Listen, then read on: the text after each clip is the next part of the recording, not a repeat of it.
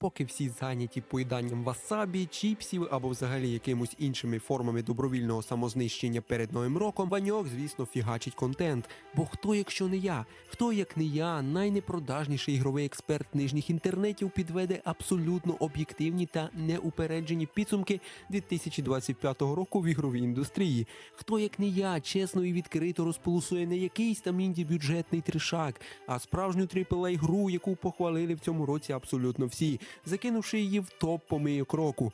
Як у вас справи, народ? З вами, як завжди, головний критик інтернета, контртерорист One Games. Всіх з наступаючим Новим роком, або вже з наступившим, якщо ви дивитесь це відео в 2026-му.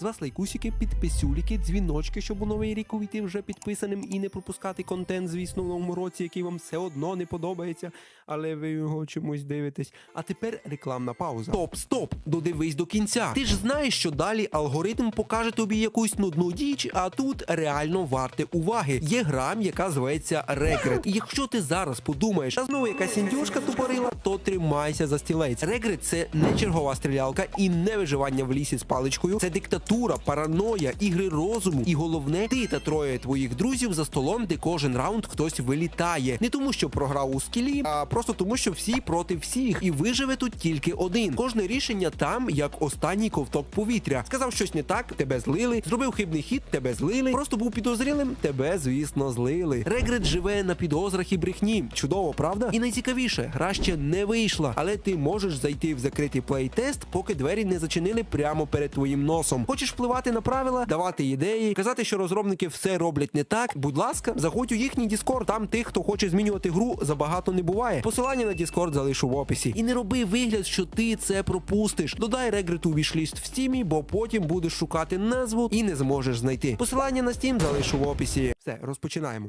Топ-10 найкращих ігор року. Щоб не псувати вам новорічний настрій одразу помийками, почнемо з кращого.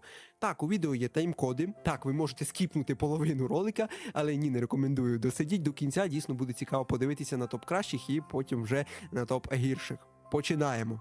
10 місце Kingdom Come Deliverance 2. Чудова гра, сюжет дуже класний, я навіть скажу потужний, атмосфера жирна, вона липка і середньовічна, графіка реально вогонь, бойовка, так, подекуди одноманітна, і я не скажу, що мені прям зайшло, але це не той випадок, коли ти хочеш кинути геймпад у стіну і сказати, що гра говно. Це скоріше, ну окей, жити можна, да, є покраще варіанти все-таки, да, але якщо вам перша частина зайшла, то тут взагалі без шансів. Це чесна, повільна, вдумлива РПГ, яка не намагається бути зручною. І саме тому вона працює, і працює, як на мене, ідеально. Це дійсно та гра, яка мало чого взагалі заслужила в цьому році, і ніяких практично таких вісомих, як то кажуть, нагород не здобула. Але я можу сказати, що вона дійсно була на хайпі досить довгий час, тому, в принципі, в моєму топі кращих ігор вона також місце знаходить. Ну, а ми йдемо далі, і у нас 9 місце, і це, звісно, Dispatch, якась така назва. Що там по улюблених Telltale Games? Так, я не міг пройти повз. Пригода від авторів The Wolf Among Us та Tales from the Borderlands.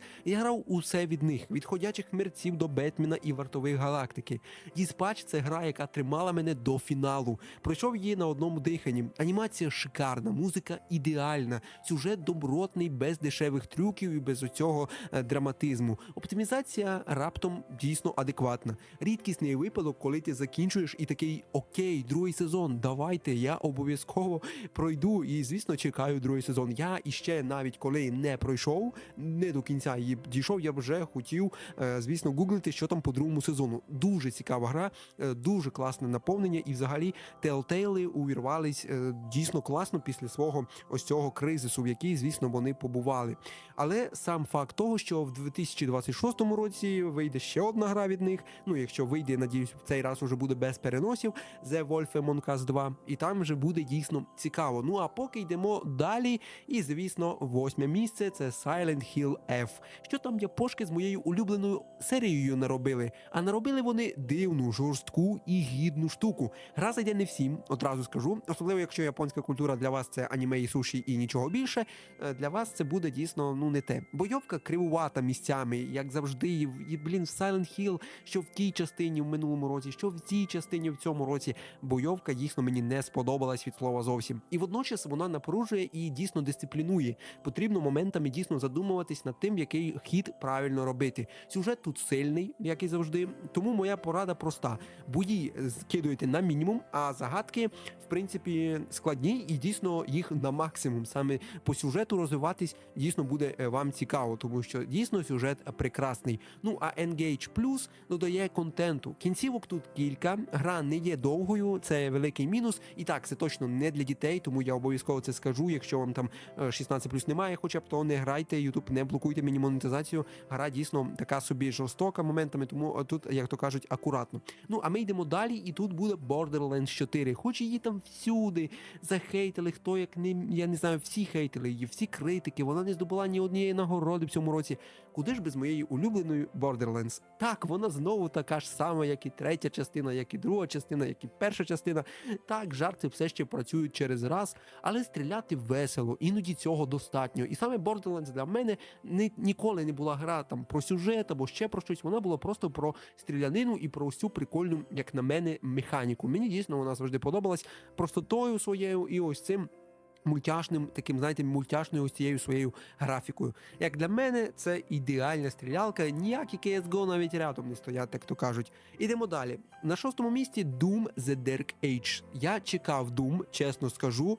Doom, який вирішив піти в брутальний середньовічний ад, і це дійсно спрацювало. Я очікував на новий Doom дуже довго, його там переносили дуже багато разів, але я вам скажу так, що тут буде менше неону, більше заліза, менше цирку, більше м'яса, і це все ще той Doom, який дійсно нагадує і першу частину, і другу, і так далі. І це все ще кайф. Дуже класна вийшла гра, взагалі ідеальна, і якщо порівнювати її з Doom Eternal, яка виходила в 2020 році, саме це є продовженням цієї гри, можна сказати, да?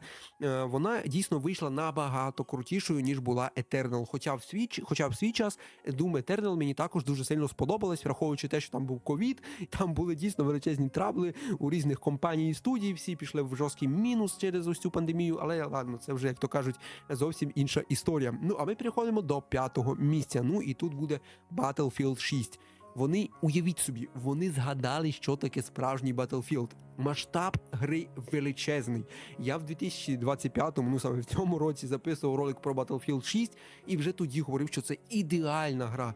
Там хаос, там командна гра, там дійсно те, що так не вистачало в попередніх частинах Battlefield, саме в минулих. І дійсно, незважаючи на те, що сталося з Вінсом Зампелою, да, ось ця авіакатастрофа, там аварія, яка сталася не так давно, дуже сильно це мене все розчарувало все-таки, але дійсно Вінсу, як то кажуть, дякуємо за таку велику гру, і Battlefield 6 увійде в історію, як на мене, як одна і ще одна ідеальна гра саме цього генія. Дуже шкода, звісно, що так сталося з розробниками і з розробником самим. Ну, як то кажуть, ніхто від таких подій не застрахований.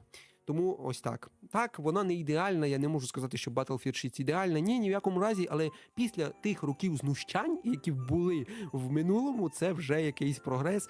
І я надіявся, що наступні частини будуть іще кращі, але так як з Вінсом Зампелою сталася ось така дуже-дуже страшна подія, аварія, да, він не вижив, тому думаю, що в наступні, в принципі, частини Battlefield знову повернуться до ось тих, які були у нас в минулі роки, де просто була максимально жорстка монетизація, виїмка бабла і так далі. Ну, а там вже, як то кажуть, поживемо і побачимо. Metal Gear Solid Snake Eater, чи Eater, як там вона читається, 4-те місце заслужено в моєму топі найкращих ігор 2025 року.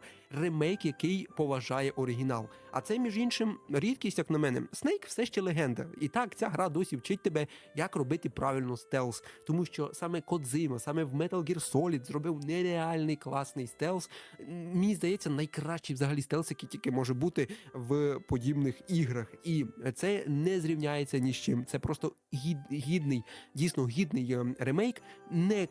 Прям не скажуть, що прям супер оригінал, да, краще оригінала, якісь там відмінності великі, але насправді дуже класна гра і сам ремейк дуже прикольний. Да, можна було додати туди якісь інші ігри, але для мене особисто в цьому році вийшло досить мало потужних проєктів. Третє місце, яке всіх здивує, і це, звісно, буде Wreckfest 2. Да, Wreckfest 2, тому що у 2018 році, коли вийшла перша частина саме з Wreckfest'ом, я так обожнював цю гру, це ідеальна гонка, руйнування машин. Метал, крики, гонки, де ти не виграєш, а виживаєш. Усі класні, ось ці, як вони там, режимі, да, де потрібно було на газонокосарках кататися, збивати машини, ламати машини.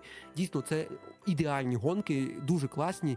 І саме друга частина мені також дуже сподобалась. Взагалі не вважаю, що гра погана, вона дуже класна вийшла. Не розумію, чому її так багато хто захейтив. Суперська гра, дуже крута. Ну і, звісно, музикальне супроводження ідеальне, як на мене, в подібному жанрі. Я взагалі не любитель гонок, але Wreckfest, Crew в свій час, це дійсно були дві гри, які я просто обожнював максимально грати. Мої взагалі найулюбленіші гонки. Якщо не вважати, звісно, Need for Speed, яка вже давним-давно загнулася і здохла. Друге місце. Да, тиха сенсація року, саме гра, номер 1 гра, краща гра року по версії The Game Awards у 2025-му. Гра, яка увійшла в історію взагалі по найбільшим балам. Гра, яка взагалі вийшла, забрала собі рекорд по нагородам, да, по преміям, які вона забрала. Тобто, взагалі, найтоповіша гра, яка тільки може бути, Експедиція 33. Гра, про яку мало кричали, але яка реально чіпляє своєю графікою, атмосферою, меланхолією і цією ідеєю, яку розробники тут реалізували. Дійсно, дуже класна ідея вийшла, дуже крута гра вийшла, але не топ-1, але топ-2 заслужено, я вважаю, ідеально, краще не придумаєш. Ну і звісно, що ось цей рекорд, який вона побила, найбільше нагород зібрала. Ну, не одна гра стільки не забирала нагород і премій, скільки забрала Експедиція 33 на минулій події The Game Awards, на цій події саме. Це просто якийсь треш, ну реально історична гра. Тут навіть коментувати не хочеться. Ну і топ-1, що для мене вийшло найкращим в цьому році. Звісно, Мафія 4. Так, вона тут і вона тут заслужено, тому що атмосфера, яку розробники передали в новій Мафії, історії, яку вони нам розповіли, і постановку, яку вони зробили саме з ось цими акторами, які зіграли головних героїв, це просто ідеально. Мафія знову стала мафією, а не симулятором покататись, постріляти і виконати якісь тупі завдання. Це дійсно крута гра, я знімав на неї огляд в момент її релізу літом, і я можу сказати, що кращі гри в цьому році для мене особисто не виходило в ніякому разі. Ну, а ви в коментарях напишіть, яка ваша гра найкраща, в принципі, в цьому році. Буде цікаво почитати топ ваших ігор. Там можете написати топ-10, але якщо ви спішите кудись, то напишіть хоча б топ-3 найкращих гри року для вас особисто. Ну, а так як я робив вже тоді ось цю опитування, як мені краще зробити одним роликом, чи все-таки окремо, щоб були ігри, ви сказали, що одним роликом буде найкраще, тому продовжуємо топ-10 найгірших ігор 25-го року прямо тепер. А тепер біль. Ну і починаємо, звісно, з першої, найгіршої гри року для мене, це Ghost of Yotei. Ось цей призрак Йотей. Гарно, да, графіка класна, базару нема, але вона порожня, вона якась без душі. Я не знімав огляд на неї, я подивився пару ось цих проходжень, пару роликів, пару оглядів, і мені дійсно цього вистачило, щоб зрозуміти, наскільки це погана гра. Вона скучна, вона нудна. І, в принципі, призрак Цусіми в свій час мені не сподобався. Ну, не любитель я, як то кажуть, ось такого подібного жанру, і що зробити. Ну, це реально скучна гра, я не бачу сенсу навіть тут щось обговорювати. Дуже скучна, дуже нудна і без взагалі якоїсь цікавості особисто для мене. 9-те місце – Silk Song. Цю гру нахвалювали просто весь рік, весь вересень, коли вона вийшла, потім всю осінь. Казали, що це 100% буде грою року, тому що рік очікувань, рік мемів. І от вийшло ось це. Ну, гра вийшла фіговою. Ну, в плані не те, що гра якась погана, ну якась вона нудна. Да, ти граєш, начебто все нормально моментами, перші години, але далі вона просто набридає. Вона просто тобі набридає, і ти не захочеш більше до неї повертатися. Але якщо ти застрягнеш на якомусь рівні, тому що гра капець яка важка, твоя дупа буде горіти просто жесть, то ти просто закинеш гру, ти не захочеш навіть в неї повертатися. Так сталося зі мною. Дійсно, дуже нудна гра, я навіть сказати нічого не можу. Реально говно. І вона зібрала 100 із 100 балів при релізі на Metacritic. Тобто вона побила рекорд світовий, ні одній грі не вдавалося побити, саме зібрати 100 із 100 балів. Ось цій вдалося. Не знаю, мені особисто не зайшло. 8 місце Dying Light The Best. Сама назва — це іронія року. Да, не найгірша гра року, можна засісти, прикольна графіка, сам Dying Light прикольний. Але, я особисто не являюсь фанатом Dying Light ні однієї з частин. Взагалі, ось цьому жанру зомбі-апокаліпсису я не віддаю переваги. Мені не подобається даний жанр, він також для мене нудний, скучний, тому що він одинаковий. Да? З гри в гру, саме при ось цьому жанрі, виходить так, що ігри просто роблять одинакові. А мене це дратує, мені це не подобається в ніякому разі, тому навіть говорити не буду. Dying Light The Best пройшов мимо мене, і гра вийшла, откровенно кажучи, какашкою. Реально, просто лютою какашкою, в яку я вам не рекомендую грати. А я вже не говорю про лаги, про нудний сюжет ламаний, про ось ці...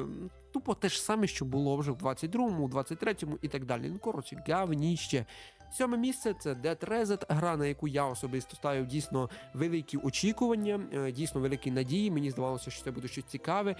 В своєму ролику топ-ігор, коли я там знімав, вже не пам'ятаю, в одному із тих роликів я навіть її в топ-очікуваних запіхував. Да? Була дуже цікава гра.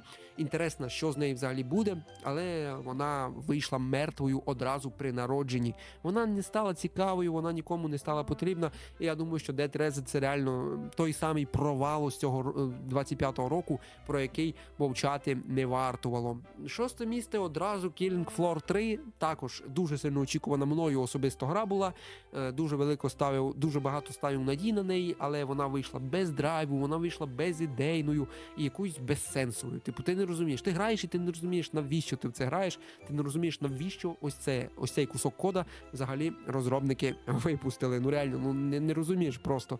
Кусок говна. Killing Floor 3 особисто мене не здивувала, і, як то кажуть, 6 місце в топі найгірших ігор вона точно заслуговує.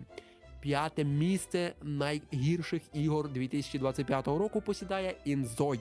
Inzoi — та гра, яка дійсно також була очікуваною мною, тому що мені було цікаво, невже вийде ще один симулятор життя віртуального саме в цьому жанрі і пережене по ось цим завантаженням і взагалі пережене по якості саму Sims. Тому що Sims роками була і є, в принципі, залишається на першому місці в своєму жанрі, краще не знайдеш. І дійсно було цікаво, що вийде з Inzoi. Так сильно його нахвалювали, так сильно його рекламували всюди.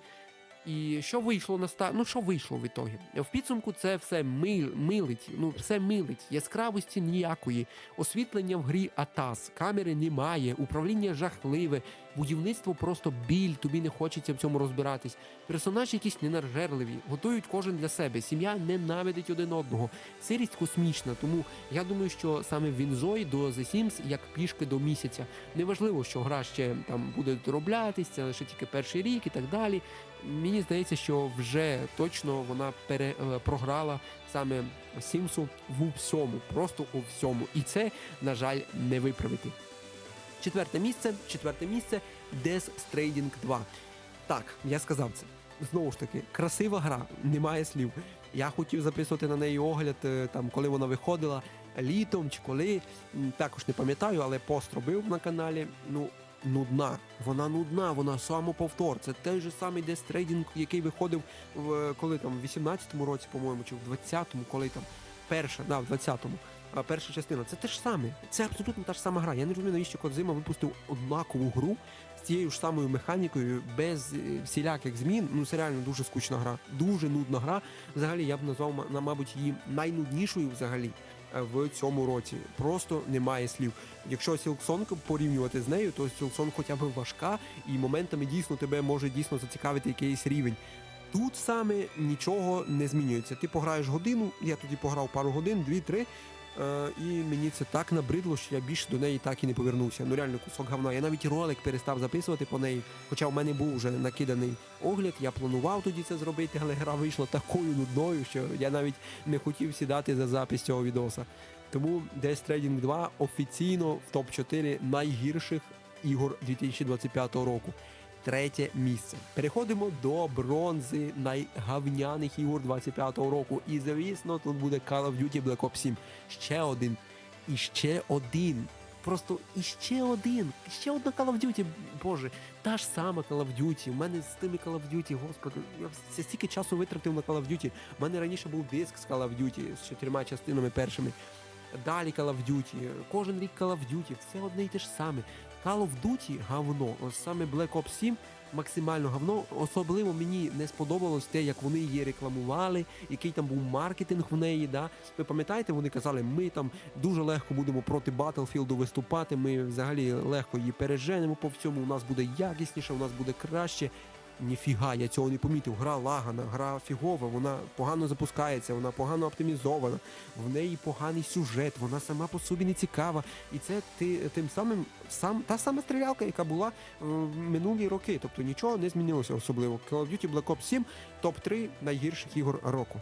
Друге місце Assassin's Creed Shadows. Да. Той самий Assassin, про який я записував ролик огляд в березню. Величезний тоді вийшов відос, чи то в квітню. Я там набомбив жорстко на Ubisoft і буду бомбити так само, тому що другий рік підряд Ubisoft знову обмазується своїм ж говном, обмазується своїми ж проектами і потім ще жаліються, що ютубери такі погані, ставлять їхні ігри, занижують і ставлять їх в топи найгірших. Ну а як тут іще можна? Велика гра, окей, але вона порожня, вона безлика. Персонажі там картонні, тобі не хочеться їх вивчати, вона сама по собі якась нудна, знову ж таки. Це не Асасін, це якийсь гринд для бомжів, коли ти дійсно не маєш чим зайнятися, ти можеш зайти і просто займатися гриндом.